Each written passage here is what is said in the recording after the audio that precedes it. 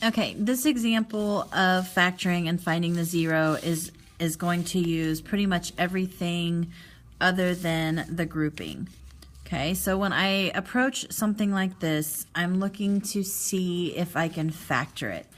I can't necessarily factor this one by grouping. I've had a lot of practice, and I can look and see that if I take this out, what's common, I'm going to have an x minus 5, but over here there's nothing I can take out that's going to give me the same thing. That's how I know that grouping is not going to work. My next option is to look and see, is there something I can take out of every single term? And I notice that there is. I notice that there is an x in every term. Okay, so since there's an x in every term, that's what I'm going to take out, and that's what goes here. So it's like dividing every term by x. Okay, same thing if you think about the zero, and anything if you divide into zero is just zero. Okay, this is going to reduce by 1, so x cubed. Same here, this is going to reduce by 1, which is going to be x squared. Here it's going to reduce by 1, and x divided by x is just 1 equals 0. From here, when I look at this, it's still not going to be able to work by factor by grouping. I cannot use the quadratic formula. Quadratic means its highest power is 2. I don't have a quadratic, so I cannot use the quadratic formula. Therefore, I am left to using the graphing method so that I can do some synthetic division. You might want to pause your video and input this into your calculator. Okay, I've already done so, and I'm going to hit graph. The reason that I'm doing this is I'm looking for an x-intercept. My x-intercepts are going to be my zeros. I need to look for something that is exact, and the only place that this hits the x-axis at an exact point is 1. So I know that x has to equal 1. So from this point, I'm going to do synthetic division. Whatever this number is goes on the outside, and then I use all of my coefficients of this function. This is what I graphed. I did not graph the original, I graphed this one. 1, -5, 3, and 1. I don't have any gaps. This goes 3, 2, 1, none. Okay, so I don't have to fill in with any zeros. I bring the first one down. 1 times 1 is 1, minus 5 is -4. 1 times -4 is -4, plus 3 gives me a -1. -1 times 1 gives me a -1. Positive minus 1 gives me a 0. This should happen if that was on the graph exact. Now, I cannot forget about this x. This x comes down.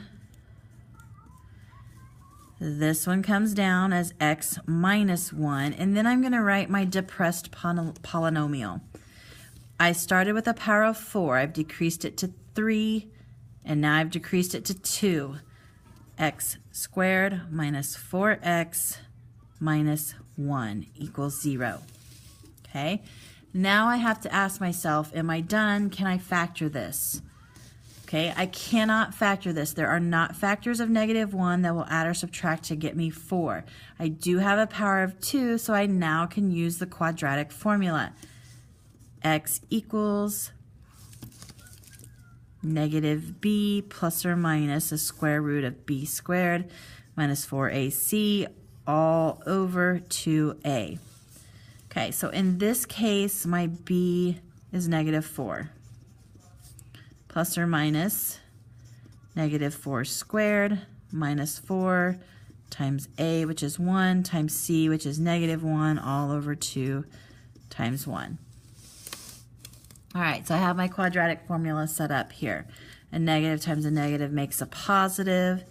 Plus or minus 16, a negative makes a positive 4, all over 2. This will simplify to 20, plus or minus 20 over 2, and I'm probably pretty sure that the 20 will factor tree down. So let's factor tree 20 so that we can simplify. 2 and 10, 2 and 5, I have a pair of 2's, and the leftover goes back in the refrigerator. So 4 plus or minus 2 root 5 all over 2. Now I just need to do some canceling. As long as I can take it out of every term right here, then I can go ahead and cancel.